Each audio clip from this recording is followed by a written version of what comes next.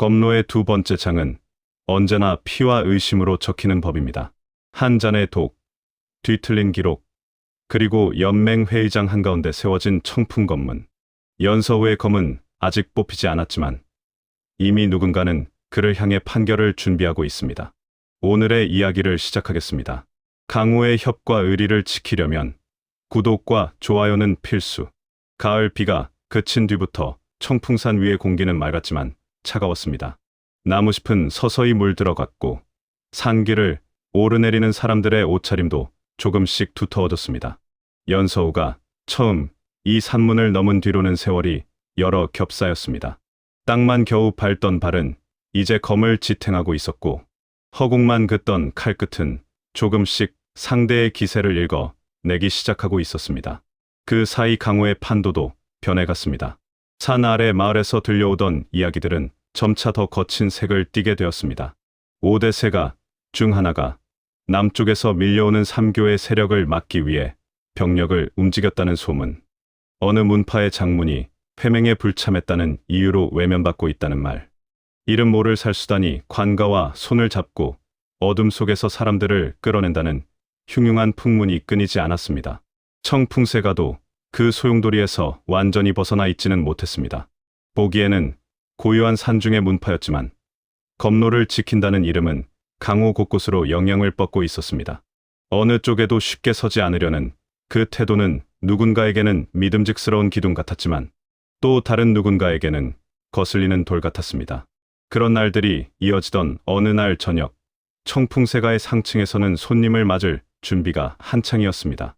중원 여러 곳에서 온 인물들이 산을 오르고 있다는 소식이 낮부터 들려왔습니다. 5대 세가의 대표와 운가의 책사, 관가의 관리 하나, 그리고 아직 이름이 널리 퍼지지 않은 젊은 무인들까지 모두가 한자리에 모이는 일은 흔치 않았습니다. 연서우는 마당에서 늦은 수련을 마친 뒤 상층으로 향하는 계단 아래에서 잠시 발을 멈추었습니다.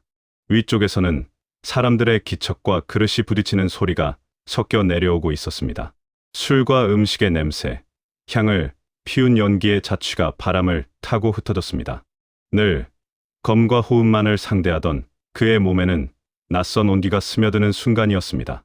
초입 제자의 자리는 아니었지만 이제 그는 이 산에서 꽤 오래 버텨온 제자였습니다.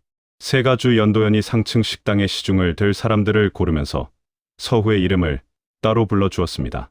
그는 그 사이 몸집이 조금 더 다부져졌고 눈빛도 처음 이 산을 오를 때보다 깊어져 있었습니다. 손과 발의 버릇이 어느 정도 정리된 자에게는 칼뿐 아니라 사람의 얼굴을 보는 자리도 필요했습니다. 식당 안은 따뜻했습니다. 커다란 등잔이 여러 개 걸려 있었고 기둥마다 풍경이 달려 있었습니다.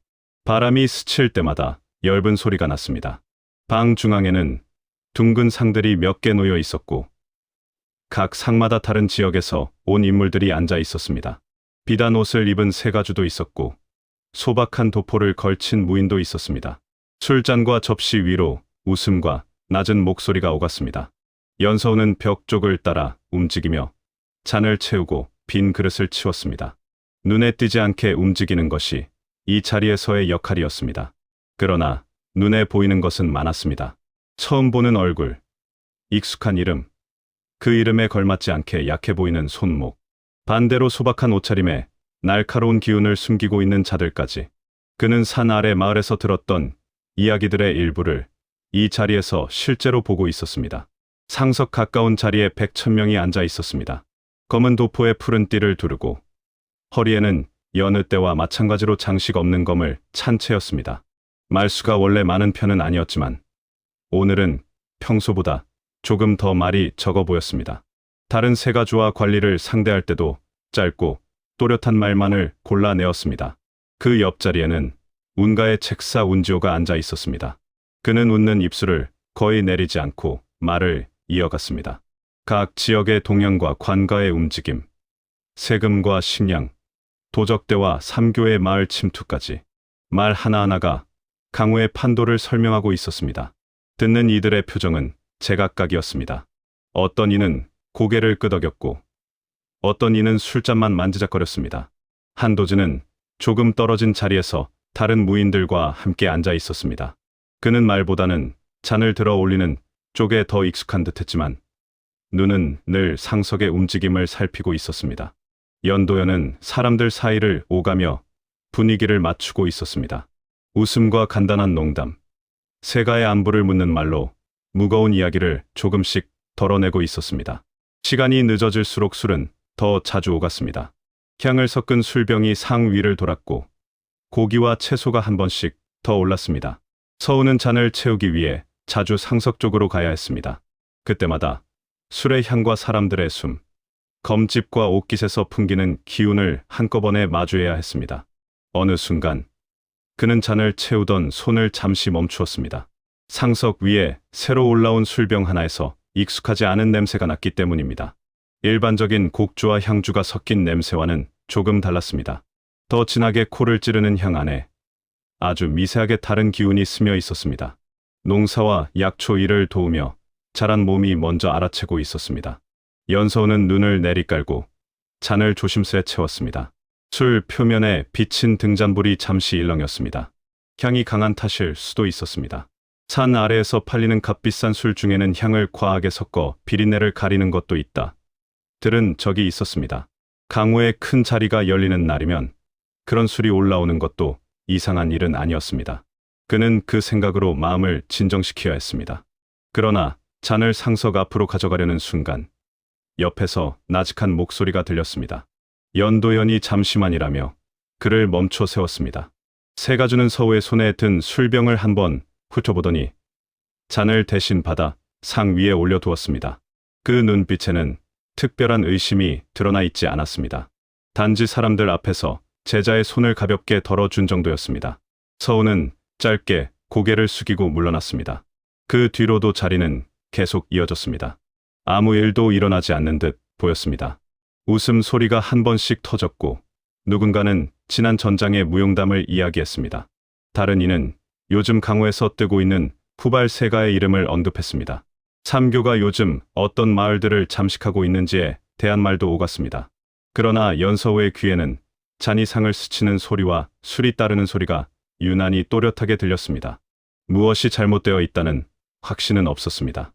다만 어디선가 어긋난 톱니가 돌아가고 있다는 막연한 감각만이 가슴 속에 걸려 있었습니다. 그는 그 감각을 떨쳐버리지 못한 채 자리를 치우고 등잔 기름을 보충하는 일을 계속했습니다. 밤이 깊어갈수록 사람들은 하나둘 자리를 떴습니다. 먼저 돌아가야 할 이들은 인사를 남기고 일어섰고 더 머무를 여유가 있는 이들은 뒤편 작은 방으로 옮겨 술을 더 마셨습니다. 상석의 사람들도 순서대로 자리에서 일어났습니다. 마지막까지 남아있던 것은 백천명과 연도현, 운지호, 그리고 관가에서 올라온 중년 관리 한 명이었습니다. 상 위에는 술병과 잔이 몇 개 남아 있었습니다. 그 중에는 아까 서우가 냄새를 이상하게 여겼던 향주도 있었습니다. 연도현은 그 술병을 들어 잔을 채우려다가 잠시 멈추었습니다. 손에 들어온 병의 무게가 예상과 달랐기 때문입니다. 조금 더 무거웠습니다. 술을 따라 보니 농도도 미묘하게 다른 것 같았습니다. 그는 잠시 눈을 가늘게 뜨고 병을 내려다보았습니다. 그때 운지호가 웃으며 잔을 들어 올렸습니다. 오늘은 산 위의 검로를 기리는 자리이니 술도 조금 특별해야 하지 않겠냐는 말이었습니다. 그 말에는 장난기가 섞여 있었습니다. 그러나 서우의 귀에는 다른 뜻도 함께 들렸습니다. 특별한 술이 올라왔다는 말은 곧 특별한 일이 준비되어 있을 수도 있다는 암시이기도 했습니다. 강호에서는 좋은 일과 나쁜 일이 모두 그렇게 술잔을 타고 오가곤 했습니다. 연도현은 웃으며 잔을 돌려놓았습니다. 산 위의 술은 평범할수록 좋으며 특별한 것은 검로 하나면 족하다는 대답이었습니다. 그는 대신 다른 병을 들어 술을 채웠습니다. 향은 순했고 냄새도 익숙했습니다.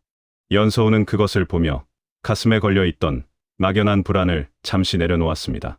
사람의 눈으로 볼 수 있는 만큼의 조심은 이 자리에서 충분히 지켜지고 있는 듯했습니다. 자리가 마무리되고 사람들이 완전히 흩어진 것은 자정 무렵이었습니다. 등잔불이 하나둘 꺼졌고 창 너머로는 어두운 산 그림자만이 남았습니다. 서우는 다른 제자들과 함께 상을 치우고 바닥을 쓸었습니다. 향의 잔향과 술 냄새가 섞인 공기가 천천히 식어갔습니다. 모든 일을 마치고 숙소로 돌아가려는 순간 상층 복도 끝에서 급한 발소리가 들려왔습니다. 누군가 전속력으로 달려오고 있었습니다. 공기를 가르는 숨소리와 함께 병풍 뒤쪽 문이 열렸습니다. 한 제자가 창백한 얼굴로 모습을 드러냈습니다. 그의 눈동자는 놀람과 공포로 크게 뜨여 있었습니다. 그는 문주님을 부르며 말을 잇지 못했습니다. 목소리가 갈라졌고 숨이 가빴습니다. 잠시 숨을 고른 뒤에야 겨우 이어지는 말이 복도를 메웠습니다. 상석에 계시던 분이 쓰러졌으며 피를 토하셨다는 것이었습니다. 복도 위 공기가 한순간에 얼어붙었습니다. 연서후의 등줄기를 차가운 것이 훑고 지나갔습니다. 방금 전까지 웃음을 나누며 술잔을 부딪히던 상석의 모습이 눈앞에서 다시 떠올랐습니다. 그 상 위에 놓여있던 술병과 잔, 이상하게 느껴졌던 향의 자취, 연도연이 잠시 멈추었던 손길까지. 서우는 본능적으로 숨을 깊게 들이마셨습니다. 옆구리와 등을 거쳐 허리까지 이어지는 호흡이 그를 간신히 붙잡고 있었습니다. 다리가 흔들릴 만큼의 충격 속에서도 발바닥과 바닥 사이의 거리를 기억하려 했습니다. 이런 순간일수록 검을 쥐는 자의 몸은 무너지면 안 된다는 것을 마당에서 배웠기 때문입니다. 복도 저편에서 사람들의 기척이 한꺼번에 일어났습니다. 상층의 방들이 다시 열리고 각자의 방에서 자리를 정리하던 이들이 허둥지둥 뛰어나왔습니다. 누군가는 이름을 불렀고 누군가는 무엇이냐고 물었습니다. 짧은 질문과 대답이 뒤엉키며 소란이 커졌습니다. 감히 이름을 부르기 어려운 자가 그 자리에서 피를 토하고 쓰러졌다는 것은 단순한 돌발, 사고로 끝날 일이 아니었습니다. 강호의 판도를 바꾸는 회합이 열리던 자리였고 그 술자리에는 여러 눈과 귀가 함께 앉아 있었습니다. 누군가가 이 밤을 위해 오랫동안 준비해왔다는 생각이 서우의 가슴 속에 서늘하게 내려앉았습니다. 잠시 후 상석 쪽에서 몇 사람이 부축을 받으며 나왔습니다. 얼굴이 새하얗게 질린 관리와 입술을 깨물고 있는 세가주 하나. 아무 말 없이 상황을 지켜보는 운지호. 그리고 그들 뒤쪽에서 천천히 걸어 나오는 백천명과 연도연의 모습이 보였습니다. 두 사람의 표정은 깊게 잠긴 물처럼 읽기 어려웠습니다. 그 순간 연서우의 눈은 본능적으로 한 곳을 향했습니다. 상석에서 사용되던 잔과 술병이 모여있는 작은 상. 그 위에는 아직 닿지 않은 술병 하나가 옆으로 쓰러져 있었습니다. 입구 부분에는 술이 조금 묻어 있었고 주변에는 잔을 급히 치우다 흘린 듯한 자국이 희미하게 남아 있었습니다. 등잔불이 그 위를 비추었습니다. 술 표면에 작은 기포들이 떠오르다가 사라졌습니다. 코끝에 아주 희미하게 아까 맡았던 그 낯선 향의 잔향이 스쳤습니다. 서우는 그 냄새를 숨 깊은 곳까지 들이마셨다가 천천히 내쉬었습니다. 피와 검의 냄새, 그리고 독의 냄새. 강호의 밤 공기에는 이제 또 다른 냄새가 섞여 있었습니다. 독살 사건의 밤은 그렇게 청풍세가의 상층에서 시작되었습니다. 그 밤 이후 강호는 변했고 청풍세가 또한 예전의 산문으로 돌아갈 수 없게 되었습니다. 연서우는 아직 자신이 그 한가운데에 휘말려 들고 있다는 사실을 완전히 알지 못한 채 쓰러진 상석과 남겨진 술병을 번갈아 바라보고 있었습니다. 그의 검이 앞으로 무엇을 베어야 할지, 무엇을 남겨두어야 할지에 대한 물음이 이 밤의 어둠 속에서 조용히 싹을 틔우고 있었습니다. 독살 사건이 일어난 밤은 끝나지 않는 것처럼 길었습니다. 상석에서 쓰러진 이는 결국 정신을 차리지 못한 채 깊은 잠에 빠져들었습니다. 숨은 붙어 있었지만 입가에서는 아직도 검붉은 거품이 조금씩 새어나왔습니다. 방 안에는 약 냄새와 피 냄새, 그리고 술의 향이 뒤섞여 무거운 안개처럼 내려앉았습니다. 청풍세가의 내당은 급히 임시 의방으로 바뀌었습니다. 약방에서 약재와 침통이 옮겨졌고 산 아래 마을에서 불러올 수 있는 의원은 모두 불려왔습니다. 그러나 누구도 명확한 처방을 내리지 못했습니다. 침으로 잠시 숨을 가다듬게 할 수는 있었으나 몸 안에서 번지는 독의 기운까지 거꾸로 돌리지는 못했기 때문입니다. 연서우는 문턱 바깥에서 그 모습을 지켜보았습니다. 초입 제자의 신분으로 방 안에 들어갈 수는 없었지만 눈과 귀를 닫을 수는 없었지요.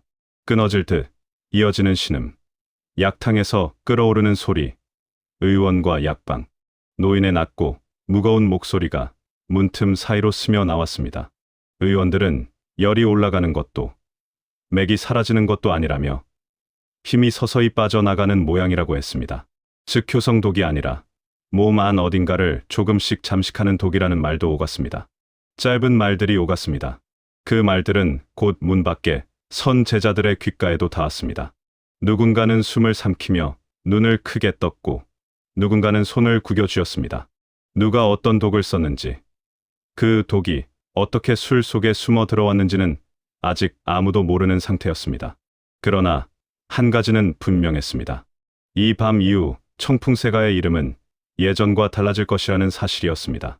날이 밝자 산 아래로 전갈이 내려갔습니다. 관가와 다른 세력에게 소식을 알려야 했습니다. 그 자리에는 관원의 목숨이 걸려 있었고 여러 세가가 함께 앉아 있던 회합이었기 때문입니다. 그 소식을 듣는 이들이 이 일을 어떻게 받아들일지는 아무도 장담할 수 없었습니다. 누군가는 청풍세가를 의심할 것이고 누군가는 이 사건을 이용해 자신에게 유리한 판을 짜려 할 것이 분명했습니다.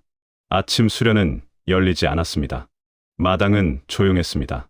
제자들은 각자의 방에서 눈치만 살피고 있었습니다. 복도와 계단에는 평소와 다른 발소리가 오갔습니다. 상층에서는 연도현과 백천명, 그리고 몇몇 핵심 인물들이 밤을 새운 얼굴로 모여 있었습니다.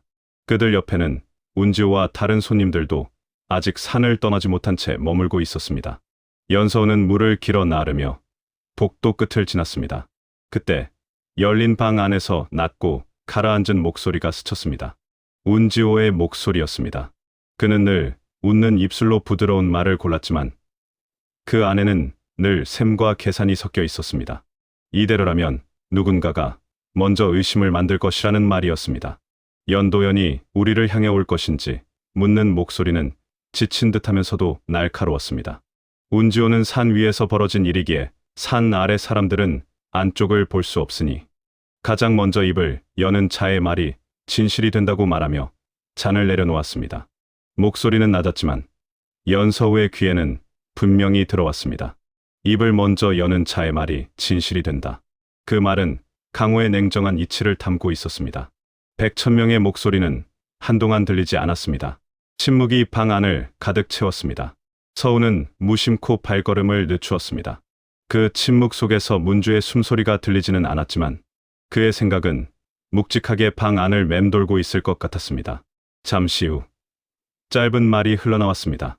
먼저 검을 뽑는 자가 승부를 정하는 것이 아니다. 먼저 거울을 두려워하지 않는 자가 이긴다. 그 말은 마당에서 들려주던 검로의 말과 닮아 있었습니다. 남을 의심하기 전에 먼저 자신을 돌아보라는 뜻이 숨어 있었지요. 그러나 지금 이 상황에서 그 말은 곧 청풍새가 스스로 자신의 몸을 먼저 살펴야 한다는 의미이기도 했습니다. 독이 어디서 들어왔는지, 누가 술을 올렸는지, 어떤 손이 그 잔을 움직였는지부터 말입니다. 그날 오후 상층에서는 조용한 조사가 시작되었습니다. 술을 올렸던 하인들, 술병을 옮겼던 제자들, 향을 갈던 이들까지 차례로 불려 들어갔습니다. 각자 언제 무엇을 옮겼고 누구로부터 무엇을 받았으며 어느 시각에 어디를 지났는지 묻는 질문이 이어졌습니다. 연서우도 예외가 아니었습니다. 그는 상층의 작은 방으로 들어갔습니다. 방 안에는 연도현과 한도진, 그리고 운가에서 온 문사 한 명이 앉아 있었습니다. 그들은 서우가 들어오자 서류를 내려놓고 시선을 돌렸습니다. 이름이 불리자 서우는 허리를 숙였습니다. 방 안의 공기가 마당과는 달리 무거웠습니다. 검이 아닌 말이 사람을 겨누는 자리였습니다. 연도현이 어젯밤 내가 상석 쪽으로 술을 올린 것은 몇 번이었느냐고 물었습니다. 목소리는 담담했지만 질문 하나하나에 무게가 실려 있었습니다. 서우는 3번이었다고 천천히 대답했습니다. 머릿속에서 밤의 장면들을 하나씩 되돌렸습니다. 어떤 병을 들고 어느 상에 갔는지, 누구의 잔을 채웠는지, 그때 머릿속에 스쳤던 냄새까지. 이번에는 운가의 문사가 붓을 든 채 날카로운 눈빛으로 그중 향이 강하다고 느낀 술병이 있었느냐고 물었습니다. 서우는 예, 한 병이 그랬다고 답했습니다. 서우는 숨을 한 번 가다듬었습니다. 문사가 어느 자리에서 그 병을 들었느냐고 묻자 서우는 상석 옆쪽 상에서였으며 다른 술병과 함께 놓여 있었다고 말했습니다. 그 병을 마지막으로 누구에게 넘겼느냐는 질문에 서우는 세가주님이 손을 내미시기에 건네드렸고 이후에는 세가주님께서 직접 상석 쪽 잔을 채우셨다고 진술했습니다. 방 안 공기가 잠시 정지했습니다. 세 사람의 시선이 연도현에게로 향했습니다. 그러나 연도현의 표정은 크게 변하지 않았습니다. 그는 조용히 숨을 내쉬었습니다. 그는 그랬지 하며 조용히 인정했습니다. 그 한마디로 사실 관계는 확인되었습니다. 이상한 향이 나는 술병은 제자의 손을 거쳐 세가주의 손으로 옮겨졌고 상석의 잔은 그 손에서 채워졌습니다. 독이 어디에 섞여 있었는지는 아직 알 수 없었지만 잔과 병을 움직인 손들의 순서는 분명해지고 있었습니다. 한도진이 말을 이었습니다. 그 술을 상석에서 마신 이는 누구였느냐고 물었습니다. 서우는 관가에서 온 관리 한 분이었다고 답했습니다. 서우는 낮 동안 들었던 말을 떠올렸습니다. 쓰러진 이는 관가와 강호 사이를 잇는 다리 같은 인물이라 했습니다. 그가 죽거나 오래 누워있게 되면 그 빈자리를 누가 차지하느냐에 따라 여러 세력의 이해관계가 새로 짜일 것이라는 말도 함께였지요. 질문은 한동안 더 이어졌습니다. 술과 음식, 향로와 등잔, 하인의 동선과 제자들의 움직임까지 끌어올 수 있는 모든 정보를 모으려는 듯했습니다. 그러나 방 안의 사람들 모두 알고 있었습니다. 아무리 작은 조각을 다 모아도 누군가가 의도적으로 감춘 한 조각이 있으면 퍼즐은 완성되지 않는다는 것을 말입니다. 조사가 끝나고 방을 나왔을 때 복도에는 이미 여러 소문이 떠다니고 있었습니다. 누군가는 조용히 입술을 달싹이며 말했습니다. 상석에 올린 술이 문제라더라.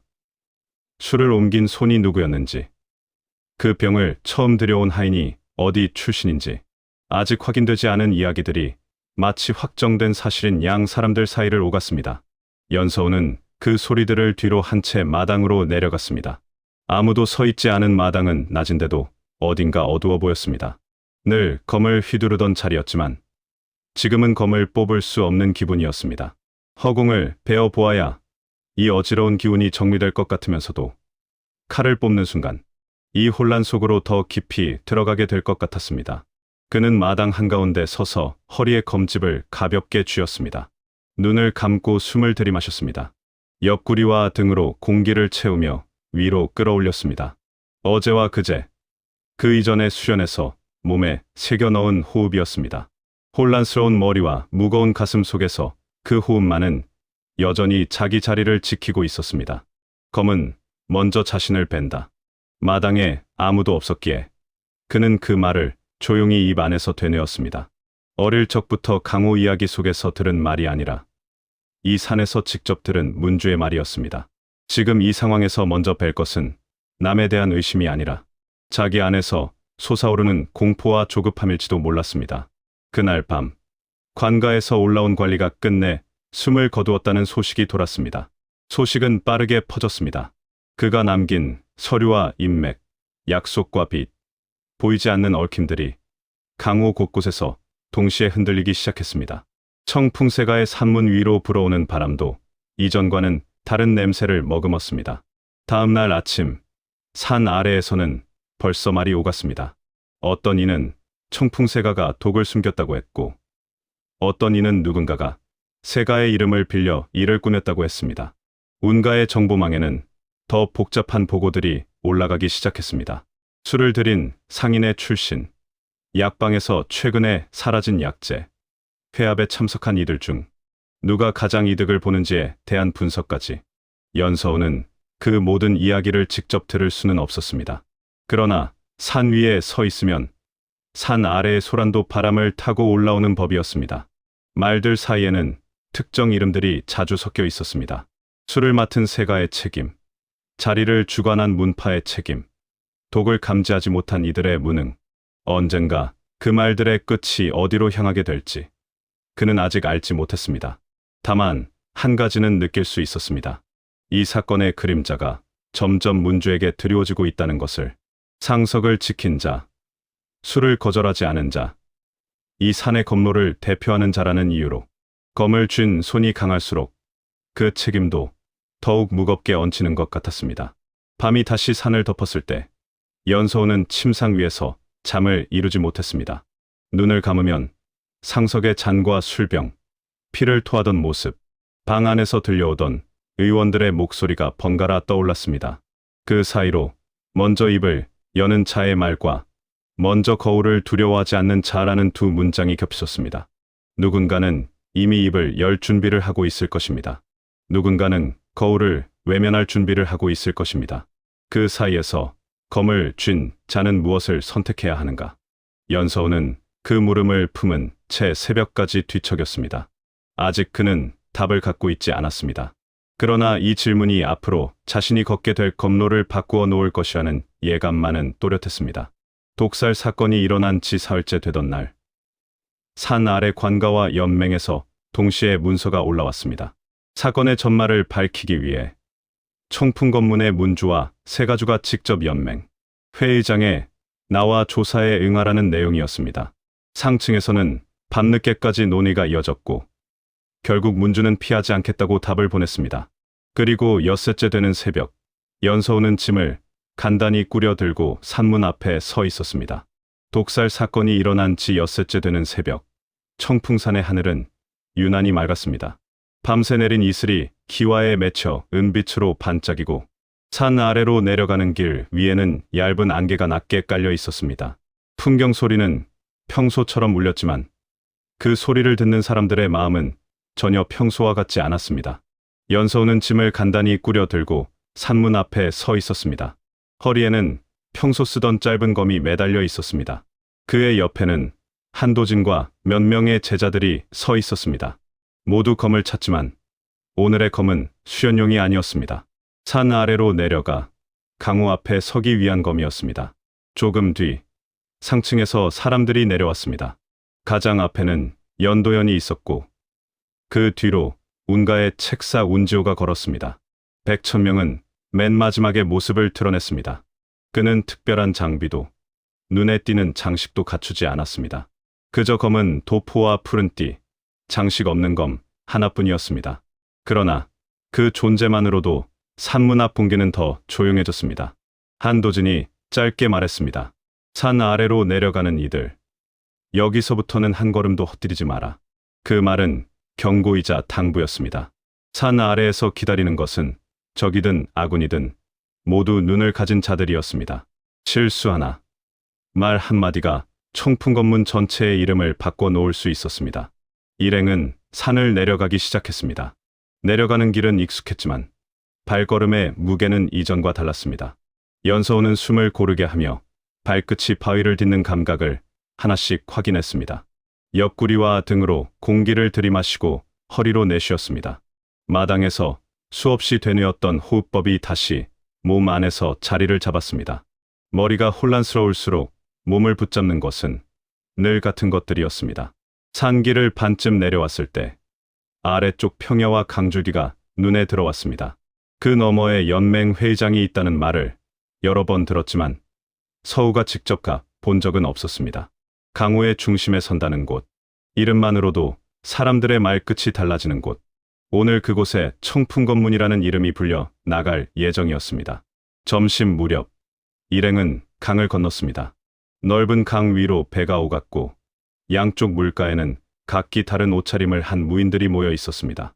누구는 문파의 문양이 새겨진 옷을 입었고 누구는 아무 표식도 없는 검은 도포를 걸쳤습니다. 그들은 지나가는 청풍새가 일행을 힐끗거리며 바라보았습니다. 눈빛은 호기심과 경계, 그리고 일부는 노골적인 의심으로 물들어 있었습니다. 강을 건너 조금 더 걸었을 때 연맹 회의장이 모습을 드러냈습니다. 낮은 언덕 위에 세워진 넓은 건물이었고 지붕에는 여러 문파의 깃발과 관가의 깃발이 함께 나부끼고 있었습니다. 기둥마다 새겨진 문양은 서로 달랐지만 그 모든 것을 감싸는 것은 강호의 이름이었습니다. 문 앞에는 이미 많은 이들이 모여 있었습니다. 오대세가의 대표와 이름만 들어도 알만한 문파의 장문들, 관가에서 올라온 관리들, 각지에서 온 표두와 살수들까지 검과 창, 부채와 붓, 가지런한 도포와 해진 갑옷이 한자리에 섞여 있었습니다. 연서우는 그 광경을 보며 지금까지 자신이 보아온 강호가 이곳의 일부에 불과했다는 것을 느꼈습니다. 청풍새가 일행이 문 앞에 다다르자 주변의 시선이 한꺼번에 모였습니다. 속삭임이 이렇습니다. 저들이 청풍검문이냐? 독이 쓰인 자리를 주관한 문파라더라. 문주가 직접 왔다더군 하는 말들이 오갔습니다. 연서후의 귀에도 그 말들이 들어왔습니다. 말한 자들을 향해 시선을 돌리고 싶었지만 그는 고개를 들지 않았습니다. 대신 발바닥과 땅 사이의 거리를 다시 한번 기억했습니다. 이런 자리일수록 몸이 먼저 흔들리면 안 된다는 것을 알고 있었기 때문입니다. 연맹 회의장 안으로 들어가자 공기는 더 무거웠습니다. 넓은 홀 중앙에 둥근 상 하나가 놓여 있었고 그 주위를 둘러싸듯 좌석들이 층층이 배치되어 있었습니다. 상석에는 연맹을 대표하는 노인이 앉아 있었습니다. 그의 옆에는 관가의 고위 관리와 몇몇 세가주가 자리를 잡고 있었습니다. 하층 좌석에는 각 문파의 대표와 4대 문파, 5대 세가의 후계자들이 앉아 있었습니다. 청풍세가 일행에게는 중앙에서 조금 떨어진 자리가 배정되었습니다. 눈에 띄지만 손쉽게 손을 뻗기는 어려운 거리였습니다. 가까이서 지켜보고 필요할 때는 언제든지 겨눌 수 있는 위치였습니다. 자리에 앉기 전 연도현이 연서우를 잠시 불렀습니다. 연서우. 예. 오늘 너의 눈은 우리 검을 보는 눈이 아니라 강호를 보는 눈이 되어야 한다. 그 말은 명령이라기보다 당부에 가까웠습니다. 서우는 고개를 숙였습니다. 자신이 이 자리에 함께 내려온 이유를 되새겼습니다. 검로를 배운 제자이면서 동시에 앞으로 이 일의 진실을 찾아 나서야 할 사람 중 하나라는 것. 잠시 뒤 북이 3번 울렸습니다. 회의가 시작된다는 신호였습니다. 홀 안의 소리가 잦아들었습니다. 연맹을 대표하는 노인이 천천히 일어나 입을 열었습니다. 그의 목소리는 늙었지만 힘이 있었습니다. 이 자리는 강호를 어지럽히는 독의 근원을 밝히기 위해 마련되었다. 청풍산 위에서 벌어진 일이지만 그 여파는 산 아래 전체에 미치고 있다. 우리는 오늘 눈앞의 사람만이 아니라 강호 전체를 향해 묻고 답해야 한다. 그의 말이 끝나자 관가의 관리가 앞으로 나왔습니다. 그는 사건의 경위를 간략히 정리해 말했습니다. 상석에서 독이 쓰인 밤, 술의 동선, 쓰러진 자의 신분, 그가 맡고 있던 일들까지 말 하나하나는 이미 청풍세가가 알고 있던 사실이었지만 다른 이들의 입을 통해 들으니 전혀 다른 빛을 띠고 있었습니다. 이 술은 청풍세가의 이름으로 올려졌습니다. 그 관리가 그렇게 말하는 순간 여러 곳에서 미세한 기척이 느껴졌습니다. 누군가는 몸을 앞으로 숙였고 누군가는 손가락으로 잔을 두드렸습니다. 말은 짧았지만 그 말이 던진 파장은 길었습니다. 연맹 대표가 시선을 옆으로 돌리며 불렀습니다. 청풍세가의 문주, 100,000명. 호명되는 이름과 함께 홀 안의 시선이 한 곳에 모였습니다. 100,000명이 천천히 자리에서 일어났습니다. 그의 검은 허리에서 살짝 흔들렸습니다. 연서우는 그 모습을 숨을 멈춘 채 바라보았습니다. 사흘 전 내가 이 자리로 내려오겠다고 했다. 연맹 대표의 말에 100,000명은 고개를 끄덕였습니다. 청풍검문을 대표해 이 자리에 섰다. 이 산문에서 술을 올린 책임으로부터 도망치지 않겠다.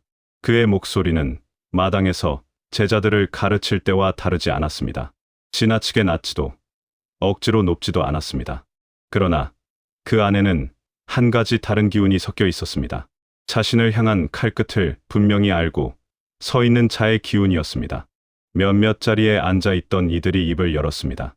어떤 이는 청풍세가의 검로를 칭찬하며 이런 일과는 거리가 먼 문파라 했습니다. 그러나 다른 이는 오히려 그 명성이 너무 빛나는 탓에 누군가에게는 눈엣 가시였을 것이라고 말했습니다.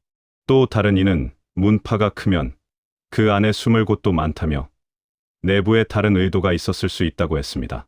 말들이 오갔습니다. 그 말들 사이에는 은근한 칼끝이 섞여 있었습니다. 직접적으로 청풍세가를 범인이라 지목하는 사람은 아직 없었지만 의심의 그림자는 여러 방향에서 동시에 드리워지고 있었습니다. 운가의 책사 운지호가 조용히 일어나 말을 이었습니다. 독이 섞인 술병에 출처, 그 술이 상석에만 올랐다는 점, 술의 동선을 정리해보면 한 가지 명확한 사실이 드러납니다. 누군가는 이 사건을 청풍검문의 이름과 함께 강호에 남기려 했다는 것입니다. 그는 단정하지 않았습니다. 대신 칼끝을 공중에 세워두는 방식으로 말을 골랐습니다. 그 칼끝이 언제, 어디로, 누구를 향해 기울어질지는 아직 정해지지 않은 상태였습니다. 연도연은 세가주의 자격으로 한 번 더 책임을 인정했습니다. 술을 관리한 세가의 허술함, 외부에서 들어오는 물건에 대한 검증 부족, 손이 닿는 범위를 넘어선 자리까지 술을 올린 판단의 가벼움을 순서대로 말했습니다. 그의 말은 변명보다는 보고에 가까웠습니다. 실수를 숨기지 않으려는 태도가 오히려 몇몇의 눈썹을 찌푸리게 만들었습니다. 실수를 인정하는 것은 좋다. 그러나 강호에서 피를 부른 실수에 대한 대가는 누가 지는가? 하층의 한 세가주가 그렇게 말했을 때 홀 안의 공기가 한 번 더 흔들렸습니다. 그 질문은 한 사람을 향한 것이 아니라 청풍검문 전체를 향한 것이었습니다. 연서우는 그 말이 머리 위로 지나가는 느낌을 받았습니다. 자신이 직접 술병을 옮겼던 순간, 낯선 향기를 느꼈던 기억, 그 병을 세가주에게 건넸던 손의 감촉이 동시에 떠올랐습니다. 그의 가슴 속에는 죄책감과 두려움, 그리고 알 수 없는 책임감이 뒤섞여 자리 잡았습니다. 그러나 이 자리에서 제자의 입이 먼저 열릴 수는 없었습니다. 검로의 앞에서는 언제나 사부와 세가가 먼저 서야 했습니다. 제자의 입에서 나온 말은 진실이든 아니든 곧바로 칼끝이 되어 사부를 향할 수 있었으니까요. 연맹 대표는 한동안 말없이 사람들을 둘러보았습니다. 그 시선에는 피로와 경계, 그리고 오래 강호를 지켜본 자의 냉정함이 함께 묻어 있었습니다. 오늘 이 자리에서 죄를 묻지는 않겠다. 그의 첫마디는 의외였습니다. 독이 쓰인 자리와 술의 동선, 책임의 선상은 분명하나 아직 칼을 꽂을 곳은 보이지 않는다. 그러나 이 사건이 청풍검문 한 곳의 문제가 아니라 강호 전체를 흔드는 시작이 될 수 있다는 전망은 분명하다. 그는 천천히 말을 이었습니다. 그러니 우리는 묻겠다. 청풍검문은 앞으로 이 사건의 진실을 밝히기 위해 무엇을 내놓을 것인가? 홀 안의 시선이 다시 100,000명에게로 모였습니다. 이제는 변명이나 해명을 요구하는 눈빛이 아니었습니다.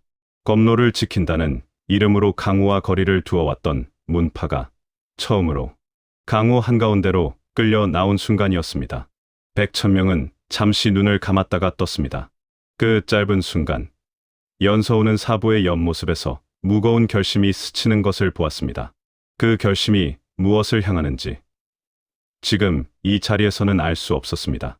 다만 그 결심이 이 사건의 끝이 아니라 시작을 향하고 있다는 것만은 분명해 보였습니다. 청풍검문은 검로를 내놓겠다. 문주의 입에서 나온 말은 홀 안의 공기를 한 번 더 갈랐습니다.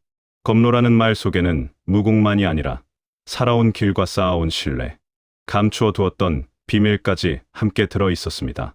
연서후의 심장이 크게 한 번 뛰었습니다.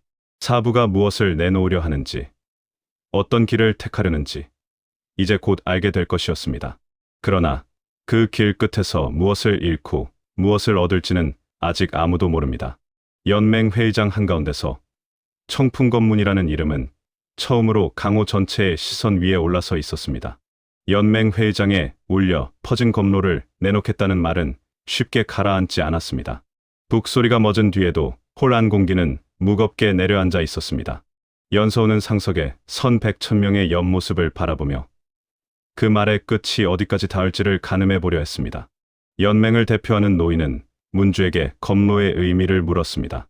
100,000명은 검로를 단순한 무공의 길이 아니라 청풍검문이 강호에서 걸어온 길 전체라 정의했습니다. 무엇을 베고 무엇을 외면해 왔는지까지 말하겠다는 뜻이라는 것이었습니다. 홀 안의 무수한 시선이 조금 더 무거워졌습니다. 단 한 사람의 말이 강호 전체를 끌어당기는 순간이었습니다. 관가의 관리와 여러 세가주들이 차례로 입을 열었습니다. 질문은 모두 비슷한 곳을 향하고 있었습니다. 독이 섞인 술 한 잔이 아니라 왜 그 술이 청풍산에서 나왔는지, 그 뒤에 어떤 이해와 빚이 얽혀 있는지를 알고 싶어 했습니다. 운가의 책사 운지호는 미끼를 던지듯 10년 전의 일을 입에 올렸습니다. 그 말을 들은 순간 연서우의 등줄기를 차가운 것이 훑고 지나갔습니다. 10년 전 청풍산 아래 한 문파가 멸문을 당했습니다. 강호에서는 삼교의 만행이라 불렀고 관가는 그 말을 그대로 공문서에 옮겼습니다. 청풍검문은 그때 그 멸문을 막으려 했으나 끝내 검을 들지 않았습니다. 회맹의 결정, 균형 유지라는 명분 아래 검집에서 칼을 꺼내지 않았다는 사실을 백천명은 숨기지 않았습니다. 그날 도장에 찍힌 이름이 자신의 이름이라는 것도 그대로 인정했습니다. 그것이 이날의 자백이었습니다. 검을 뽑지 않은 죄, 그로 인해 한 문파가 사라졌다는 빚, 그리고 그 피가 오늘의 도구로 되돌아오고 있을지도 모른다는 자각. 혼란을 메운 이들은 저마다 다른 표정으로 그 말을 받아들였습니다. 누군가는 고개를 끄덕였고 누군가는 눈살을 찌푸렸습니다. 10년 전 그 자리에 함께 있었던 자들은 말없이 고개를 돌렸습니다. 연맹 대표는 그 자리에서 곧바로 죄를 논하지는 않았습니다. 대신 이 사건을 끝까지 추적할 조사단을 꾸릴 것과 조사 기간 동안 책임 선상에 있는 자들의 처우를 정해야 한다고 선언했습니다. 관가의 관리는 백천명을 연맹의 보호 아래 두자고 제안했습니다. 감옥이 아닌 보호라는 이름이 붙었지만 사실상 칼을 뽑지 못하는 구금에 가까운 조치였습니다. 동시에 연도연은 술을 올린 세 가주로서 스스로 직위를 내려놓겠다고 했습니다. 백천명은 연맹의 결정을 따르겠다고 짧게 말했습니다. 변명도 항변도 붙지 않았습니다. 그 한마디로 청풍검문의 문주는 연맹이 마련한 객관 안채 가장 안쪽 방에 머물게 되었습니다. 문 앞에는 관가의 무사와 연맹의 경비가 서 있었습니다. 이름은 보호지만 문을 벗어나면 곧 도주가 되는 자리였습니다. 그날 밤 객관 안은 낮보다 더 소란스러웠습니다. 회의를 마치고 돌아온 이들이 각자의 방에서 낮의 이야기를 곱씹으며 술잔을 기울였습니다. 복도에는 낮은 속삭임들이 떠돌았습니다. 자백, 책임, 멸문, 빛 같은 단어들이 어둠 속을 떠다녔습니다. 연서우는 잠을 이루지 못한 채 몇 번이나 뒤척이다가 결국 침상에서 몸을 일으켰습니다. 복도 밖 공기는 싸늘했습니다. 등잔불은 작은 바람에도 흔들렸습니다. 그는 발소리를 최대한 죽이며 안채 쪽으로 걸음을 옮겼습니다. 문 앞에는 2명의 무사가 서 있었습니다. 서우가 다가가자 한 사람이 눈길을 주었습니다. 제자가 문주를 잠시 뵙고 싶다는 말을 듣고 무사는 짧은 망설임 끝에 문을 두드려 열어주었습니다. 방 안은 단출했습니다. 작은 등잔 하나, 책상 하나, 접어둔 도포와 장식 없는 검 한 자루. 백천명은 창가에 서 있었습니다. 제자가 들어오자 그는 돌아보며 짧게 이름을 불렀습니다. 그 목소리는 산에서와 같았습니다. 다만 오늘은 검을 가르치는 자가 아니라 검로를 인정한 자의 얼굴을 하고 있었습니다. 연서우는 사부에게 낮에 자백이 모두였는지를 묻고 싶었지만 입이 쉽게 열리지 않았습니다. 대신 방 안의 침묵 속에 자신의 숨소리만이 크게 들렸습니다. 백천명은 제자가 묻지 않아도 말해야 할 부분을 알고 있는 듯했습니다. 10년 전 멸문의 날, 청풍검문이 검을 뽑지 않은 것은 사실이고 그 도장에 자기 이름이 찍힌 것도 사실이라는 것. 그러나 그날 왜 그런 결정이 내려졌는지, 누구의 칼끝이 먼저 그 문파를 겨누었는지 회의장에서는 말하지 않았다는 사실 또한 분명히 했습니다. 그것은 진실의 일부만 꺼낸 자백이었습니다. 사부는 모든 이름을 이 자리에서 꺼내면 강호가 다시 피를 뒤집어 쓰게 될 것이라 말했습니다. 독의 근원을 찾겠다는 명분 아래 사람들은 결국 자신이 미워하던 이름을 찾아 칼을 겨눌 뿐이라는 것이었습니다. 연서우는 그 말의 끝에 서늘한 무력감과 알 수 없는 결심이 함께 섞여 있음을 느꼈습니다. 잠시 침묵이 흐른 뒤 백천명은 탁자 위에 검을 집어들었습니다. 산에서 늘 허리에 차고 있던 바로 그 검이었습니다. 그는 칼집제 검을 들어 올려 제자에게 내밀었습니다. 이유를 묻기도 전에 검의 무게가 손으로 전해졌습니다. 이 검은 강호 앞에서 이미 묶였다고 했습니다. 연맹의 보호 아래 있는 동안 자신은 이 검을 찰 수 없다는 의미였습니다. 그렇다면 검은 다른 길을 걸어야 했습니다. 사부는 서우에게 검을 지니고 내려가라고 했습니다. 청풍산으로 돌아가든 강호를 떠돌든 앞으로 이 검의 칼끝이 향할 곳은 제자의 선택에 달려 있다고 덧붙였습니다. 연서후의 입에서는 거친 질문이 튀어나왔습니다. 이것이 도망이 아니냐고 물었습니다. 그 말에 백천명은 잠시 제자를 바라보다가 자신은 연맹의 보호라는 이름 아래 가만히 앉아 있는 것보다 자기가 저지른 잘못이 어디까지였는지 직접 확인하러 가는 편이 검의 길이라 믿는다고만 했습니다. 그 한마디로 자신의 선택을 설명했습니다. 검은 먼저 자신을 뵌다는 말도 그 자리에서 다시 나왔습니다. 사부는 언젠가 서우가 그 말의 끝을 보고 싶다면 10년 전 그 밤을 직접 마주해야 할 것이라 했습니다. 오늘 연맹 회의장에서의 자백은 그 밤으로 돌아가기 위한 길을 조금 열어둔 것에 지나지 않았습니다. 이만 나가라는 말과 함께 대화는 끝났습니다. 방 안에 제자가 오래 머물면 내일 아침 그의 이름도 함께 거론될 것이라는 이유였습니다. 연서우는 검을 품에 안고 문을 나섰습니다. 문이 닫히자 방 안의 등잔불은 더 이상 보이지 않았습니다. 복도에는 다시 차가운 공기와 보초의 기척만 남았습니다. 새벽이 밝기도 전에 객관은 벌집처럼 뒤집혔습니다. 안채 쪽에서 사람들이 뛰어나왔고 문이 세차게 열리는 소리가 연달아 들렸습니다. 연서우가 밖으로 나왔을 때 이미 여러 무사와 관리들이 안채 앞에 모여 있었습니다. 안쪽 방문은 안에서 빗장이 걸려 있었고 창문은 닫힌 채였습니다. 그 안에는 아무도 없었습니다. 백천명이 사라졌습니다. 벽에도 천장에도 탈출의 흔적은 없었습니다. 보초를 서던 이들은 한밤중 아무 기척도 듣지 못했다고 했습니다. 누군가는 비밀 통로를 떠올렸고 누군가는 운가의 손을 의심했습니다. 증거는 없었지만 도망이라는 말이 사람들의 입에서 자연스럽게 흘러나왔습니다. 연맹 대표와 관가의 관리 얼굴은 굳어 있었습니다. 그들 앞에서 청풍 검문을 향한 말들은 더욱 거칠어졌습니다. 자백 후 실종, 책임을 회피한 문주, 산 위에 남아있는 제자와 세가에 대한 처벌. 객관 마당 한켠에서 연서우는 사부의 검을 쥔 손에 힘을 주었습니다. 밤사이 검은 변하지 않았지만 검을 바라보는 시선은 완전히 달라져 있었습니다. 그날 오후 회의장에서 울린 북소리는 전날보다 더 무겁게 들렸습니다. 청풍산에 대한 공식적인 조사와 출입, 제한, 필요하다면 무력 투입까지 논의되었습니다. 입씨름이 길어질수록 청풍검문의 이름은 점점 더 벼랑 끝으로 밀려났습니다. 어떤 이는 청풍산을 불태워야 한다는 말까지 서슴지 않았습니다. 연서우는 그 자리에 서지 않았습니다. 그는 객관 뒤편의 작은 마당에서 홀로 서 있었습니다. 사부가 남긴 말들이 바람과 함께 떠올랐습니다. 검은 먼저 자신을 벤다. 이제 그 말은 단순한 가르침이 아니라 사라진 자가 남긴 물음이었습니다. 10년 전 그 밤에 무엇이 잘못되었는지, 오늘의 독과 어떻게 이어지는지, 누가 누구를 버렸고 누가 누구를 살렸는지, 그 물음은 이제 제자의 몫이 되어 있었습니다. 객관을 떠날 준비를 마쳤을 때 허리에는 자신의 짧은 검 대신 사부의 검이 매달려 있었습니다.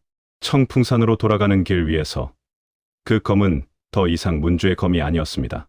자백과 실종 사이에 남겨진 진실을 향해 걸어가야 할 한 제자의 검이 되어 있었습니다. 객관을 떠난 연서우는 며칠 동안 말을 바꾸어 타고 길을 갈아타며 청풍산을 향해 올라갔습니다. 연맹 회의장에서 흘러나온 말들은 이미 강호 곳곳을 떠돌고 있었습니다. 주막에서는 자백과 실종이라는 말이 붙어 다녔고 청풍검문이라는 이름은 곳곳에서 낮게 속삭여졌습니다. 누군가는 문주가 도망쳤다고 했고 누군가는 연맹이 희생양을 세우려다 놓쳤다고 했습니다. 어느 쪽이든 그 끝은 모두 청풍산을 향하고 있었습니다. 산이 가까워질수록 길 위의 기척이 달라졌습니다. 짐승과 장정 대신 갑옷과 깃발이 눈에 들어왔습니다. 서우는 멀리서 그 무리들을 피해 샛길로 몸을 숨겼습니다. 관가의 군사와 몇몇 세가의 문인이 함께 움직이고 있었습니다. 그들이 들고 있는 서류 꾸러미와 봉인, 창끝에 달린 깃발들은 모두 한 방향을 가리키고 있었습니다. 청풍산 위, 자신이 돌아가야 할 집이었습니다. 청풍산 아래 넓은 둔덕에 이르렀을 때 하늘은 이미 붉게 물들어 있었습니다. 그러나 해가 지고 있어서만은 아니었습니다. 산허리 어딘가에서 검은 연기가 솟아오르고 있었습니다. 낮게 깔린 안개 사이로 불빛이 일렁였습니다. 연서우는 본능적으로 숨을 멈추었습니다. 그 연기와 빛이 무엇을 의미하는지 알고 있었습니다. 산이 집들이 피운 연기와 등불이 아니라 나무와 기와가 타오르는 불길이었습니다.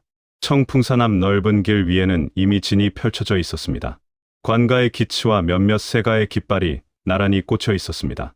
군사와 무인들이 산문 앞을 에워싸고 있었고 말굽과 갑옷, 창끝이 어지럽게 빛났습니다. 서우는 숲속 언덕 위로 몸을 낮추고 그 광경을 내려다보았습니다. 산문은 굳게 닫혀 있었지만 그 위에 선 청풍검문의 제자들은 이전과 다른 얼굴을 하고 있었습니다. 검을 쥔 손에 힘이 들어가 있었고 어깨는 굳게 굽혀져 있었습니다. 소리가 바람을 타고 올라왔습니다. 관가의 관리가 칙서를 읽고 있었습니다. 멀리서 단어 하나하나가 또렷하게 들리지는 않았으나 몇몇 단어만으로도 내용은 짐작할 수 있었습니다. 청풍검문의 문주 실종, 연맹의 보호 조치 위반, 조사 거부, 협조 불능, 이어서 책임과 처벌, 조사단의 고난 같은 말이 줄줄이 붙어 나왔습니다. 말의 끝에는 청풍산 출입 금지와 필요시 무력 사용 허용이라는 문장이 따라붙어 있을 터였습니다. 산문 위에서 누군가 답을 했습니다. 목소리는 멀리서 잘 들리지 않았습니다. 그러나 자세만으로도 그 뜻은 알 수 있었습니다. 무릎을 꿇지도 검을 내려놓지도 않는 자세였습니다. 책임을 피하지 않겠다는 것인지, 검을 포기하지 않겠다는 것인지, 그 둘은 이 자리에서 거의 같은 말이 되었습니다. 관가의 군사들이 움직이기 시작했습니다. 진의 앞줄이 촘촘해졌고 활을 든 자들이 한 줄 앞으로 나왔습니다. 첫 화살은 하늘이 완전히 어두워지기 전에 날아올랐습니다. 불 붙인 헝겊을 두른 화살이 산문 위와 기와 지붕을 향해 날아갔습니다. 이어서 두 번째, 세 번째 화살이 연달아 뒤따랐습니다. 불길은 처음에는 작은 점에 불과했습니다. 그러나 바람을 만난 불은 곧 기와장 사이로 파고들어 나무 기둥을 핥았습니다. 건물 하나의 처마 끝이 불에 물들자 그 옆에 건물에도 붉은 빛이 옮겨 붙었습니다. 연서우의 손이 저절로 검집을 찾았습니다. 몸이 앞으로 쏠렸습니다. 그러나 그가 산문 쪽으로 내디디려는 순간 옆에서 누군가가 그의 팔을 잡아 끌었습니다. 나무 사이에서 낯익은 얼굴이 나타났습니다. 이진아였습니다. 눈 밑에 검은 그림자가 드리워져 있었고 옷자락 곳곳에는 재와 흙이 묻어 있었습니다. 이진아는 말없이 고개를 저었습니다. 산문 앞 넓은 길에서 시작된 불길과 진은 지금 이곳에서 칼 하나 더 보탠다고 뒤집을 수 있는 것이 아니었습니다. 청풍산 전체를 덮으려는 힘과 그 안에서 버티려는 힘이 맞붙고 있었습니다. 제자 둘이 뛰어든다고 그 무게가 달라질 자리도 아니었습니다. 산 뒤쪽으로 돌아가는 좁은 길이 있었습니다. 제자들만 아는 길이었습니다. 수련이 끝난 뒤 몰래 내려가 마을로 술을 사오거나 산 위에서 팍팍한 마음을 잠시 내려놓고자 할 때 밟던 길. 오늘은 그 길이 다른 의미를 갖게 되어 있었습니다. 이진아는 서울을 그쪽으로 이끌었습니다. 나무와 바위 사이를 기어가다시피 내려가자 청풍 건문의 작은 문이 하나 나타났습니다. 산문과는 달리 아직 닫혀 있었고 그 앞에는 몇 명의 제자가 서 있었습니다. 그들은 이미 사형제들을 흩어낼 준비를 하고 있었습니다.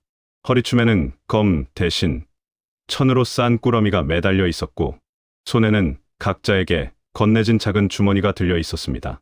그 안에는 쥐어준 약간의 은전과 짧은 서찰들이 들어 있었습니다. 누구는 북쪽으로, 누구는 남쪽으로, 누구는 강을 따라 서쪽으로 가라는 간단한 지시가 적혀 있었습니다. 이름 앞에는 청풍이라는 글자를 쓰지 말라는 당부가 덧붙어 있었습니다. 누군가 낮은 목소리로 이 산은 오늘까지만 너희 집이라고 말했습니다.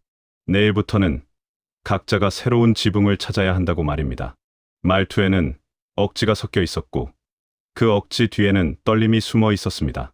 사형제라 불러 온 이들을 한꺼번에 내보내는 자의 마음이 쉽게 읽혔습니다. 연서후의 이름이 불렸습니다. 그에게 건네진 서찰에는 목적지가 적혀 있지 않았습니다. 대신 한 줄이 짧게 쓰여 있었습니다. 진실을 찾는 자는 발이 머무는 곳마다 검을 감추고 눈을 열 것. 누구의 글씨인지 한눈에 알아볼 수 있었습니다. 연도현의 글씨였습니다. 세가주라는 이름을 내려놓았어도 마지막까지 제자들의 길을 나누어 주고 있었습니다. 산 위에서는 여전히 화살과 불길, 쇳소리가 섞여 내려왔습니다. 어딘가에서는 누군가의 함성이 터졌고 다른 곳에서는 건물이 무너지는 둔탁한 소리가 났습니다. 불꽃은 어둠 속에서 꽃처럼 피어올랐다가 기와장과 나무 기둥을 먹어치웠습니다. 바람이 방향을 바꿀 때마다 불은 다른 처마로 옮겨 붙었습니다. 청풍산의 구조와 바람길을 누군가는 잘 알고 있는 듯했습니다. 제자들은 조용히 흩어지기 시작했습니다. 어떤 이는 눈물을 닦을 새도 없이 달리기 시작했고 어떤 이는 마지막으로 산을 돌아보며 절을 올렸습니다. 또 다른 이는 아무 말 없이 검을 허리에 찬 채 그림자처럼 사라졌습니다. 그동안 함께 마당을 쓸고 눈을 치우고 새벽 수련을 견뎌온 사형제들이었습니다. 오늘 이후 각자 다른 이름을 쓰고 다른 하늘 아래 설 사람들이었습니다. 이진아는 흩어지는 무리의 방향을 하나씩 확인했습니다. 낙수표국으로 돌아가는 사형에게는 가는 길의 위험을 알려주었고 남쪽 초원의 표행을 떠나려는 자에게는 연락이 끊기지 않을 방법을 짧게 일러주었습니다. 누구도 길게 울거나 매달리지 않았습니다. 울 시간이 없었습니다. 청풍산의 기둥들이 타들어가는 동안 그 안에서 쌓아왔던 세월을 정리할 여유가 없었으니까요. 연서웅은 마지막까지 그 자리를 떠나지 못했습니다. 산허리에서 피어오르는 연기와 불길을 바라보며 자신이 배운 첫 3번의 배기를 떠올렸습니다. 허공을 베던 검이 피를 알게 된 날, 강우의 냄새를 처음 맡았던 산길, 연맹회의장에서 들었던 자백과 침묵, 그 모든 것이 한꺼번에 떠올랐습니다. 오늘 타고 있는 것은 집과 기와만이 아니었습니다. 청풍검문이라는 이름으로 쌓아올린 검로의 일부가 제가 되어 날아가고 있었습니다. 이진아는 잠시 그를 바라보다가 입을 열었습니다. 오늘 밤 끝까지 이 산에 남는 자도 있을 것이라고 했습니다. 문과 기둥과 이름을 함께 태워버리며 자신이 서 있던 자리를 끝까지 지키려는 이들도 있을 것이라고. 그러나 누군가는 살아서 빠져나가야 한다고 했습니다. 살아남은 자가 있어야 후일 이날의 진실을 말할 수 있다고 말입니다. 그의 말은 길지 않았지만 그 속에는 억지로 꾹꾹 눌러 담은 결심이 있었습니다. 두 사람의 길은 그 자리에서 갈라졌습니다. 이진아는 다시 산 안쪽으로 몸을 돌렸습니다. 뒤쪽 작은 길을 따라 올라가면 아직 남아있는 후배들이 있을 것이고 부상자를 빼내거나 마지막 방어선을 잡을 자리도 있을 터였습니다. 그는 뒤를 돌아보지 않았습니다. 연서우의 시야 속에서 그의 뒷모습이 어둠 속에 삼켜졌습니다. 연서우는 허리춤에 검을 한 번 쥐었습니다. 칼집 안에 든 것은 자신의 검이 아니라 사부의 검이었습니다. 연맹회의장과 객관의 어둠 속에서 건네받은 검. 자백과 실종 사이에 남겨진 유일한 물건. 검의 무게는 이전과 같았으나 그 안에 담긴 의미는 완전히 달라져 있었습니다. 이 검을 지니고 있는 동안 어느 누가 그를 청풍검문의 제자로 보지 않을 것인가. 동시에 이 검을 버리는 순간부터 그는 더 이상 그날의 진실에 닿을 수 없게 될 터였습니다. 불길은 점점 커졌습니다. 산문 앞에서 시작된 싸움은 안쪽으로 번졌고 상층의 건물들 하나둘씩 불길에 휘말렸습니다. 청풍산의 가장 높은 지붕에 걸려 있던 깃발이 타오르며 떨어져 나갔습니다. 깃발이 쓰러지는 순간 산 전체가 잠시 숨을 멈춘 것 같았습니다. 그 깃발 아래서 수련하고 검을 배우고 밥을 먹던 날들이 한꺼번에 깨져나가는 순간이었습니다. 연서우는 더 이상 그 모습을 보고 있을 수 없었습니다. 산을 향해 마지막으로 묵례를 올리고 몸을 돌렸습니다. 작은 문을 지나 산등성이를 타고 내려가는 길은 어두웠지만 익숙했습니다. 발밑에 돌과 나무뿌리, 비탈의 기울기가 몸에 새겨져 있었습니다. 다른 구름에 가려 잘 보이지 않았으나 그는 넘어지지 않았습니다. 뒤를 돌아보지 않기 위해 앞만 보고 내려갔습니다. 산 아래로 내려와 다시 평지를 밟았을 때 청풍산 위의 불빛은 여전히 하늘을 물들이고 있었습니다. 멀리서도 그 붉은 빛은 또렷했습니다. 강을 따라 난 길 위에는 흩어진 사형제들의 발자국이 겹겹이 남아있을 터였습니다. 어떤 발자국은 북쪽으로, 어떤 것은 서쪽으로, 또 다른 것은 아무도 모르는 곳으로 향할 것입니다. 오늘 밤 이후 그 발자국들을 하나씩 되짚어 가야 할 사람 중 하나가 자신이라는 사실을 서우는 알고 있었습니다. 불타는 청풍산은 뒤에 남겨두었습니다. 그러나 산이 태워 버린 모든 것을 놓고 온 것은 아니었습니다. 허리춤에 매달린 검과 가슴 속에 남은 말과 흩어지는 사형제들의 이름은 함께 내려가고 있었습니다. 문파가 무너진 날, 연서후의 검로도 함께 방향을 틀고 있었습니다. 언젠가 다시 강우 어딘가에서 이 밤의 잿더미와 마주하게 될 때까지 그는 자신에게 남겨진 한 가지를 붙잡고 걸어야 했습니다. 살아서 끝까지 보는 것. 검은 먼저 자신을 벤다는 말에 끝까지 가보는 것. 그렇게 청풍산은 불길 속으로 사라져갔습니다. 연서후와 사형제들의 발걸음은 어둠 속으로 흩어졌습니다. 누군가는 표국의 깃발 아래 설 것이고, 누군가는 이름을 감추고 장터를 떠돌 것이며, 또 다른 누군가는 삼교의 기척이 감도는 땅으로 향할 것입니다. 각자의 길 위에서 오늘 밤의 불빛만은 쉽게 잊지 못한 채로 불타는 청풍산, 각자 다른 방향으로 흩어지는 사형제들. 그날 밤 연서우의 눈앞에서 무너진 것은 단지 문파의 기와와 기둥만이 아니었습니다. 멸문이라는 도장은 이미 찍혀버렸고 남은 건 그 도장의 의미를 묻겠다는 한 제자의 결심뿐입니다. 강호의 길은 끝나지 않습니다. 다음 이야기에서 다시 만나려면 구독과 좋아요, 알림 설정까지 부탁드립니다. 여러분의 참여가 곧 이 무협 세계를 더욱 빛나게 합니다. 구독으로 다음화 청풍검로 제3부 강호를 걷는 발자국을 먼저 만나보세요. 감사합니다.